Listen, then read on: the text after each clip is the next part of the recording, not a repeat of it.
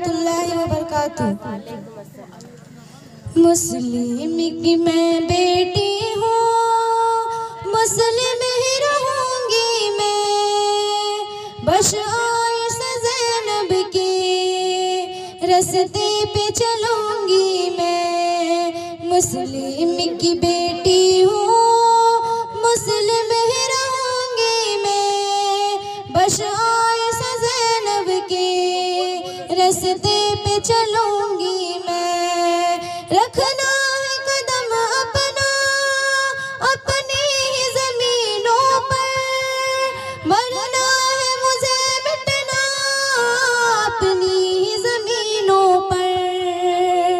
रखना है कदम अपना अपनी ही ज़मीनों पर, मरना है मुझे मिटना अपनी ही ज़मीनों पर।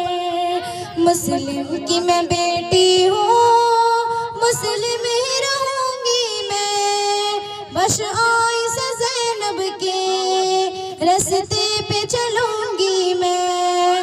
बेपर्दा है मेरा ज़ेवा, पर्दे में मुझे रहना, जो हुक्म खुदा का है इसी पर ही मुझे चलना। मुस्लिम की मैं बेटी हूँ, मुस्लिम ही रहूँगी मैं, बस आइशा ज़ैनब के रस्ते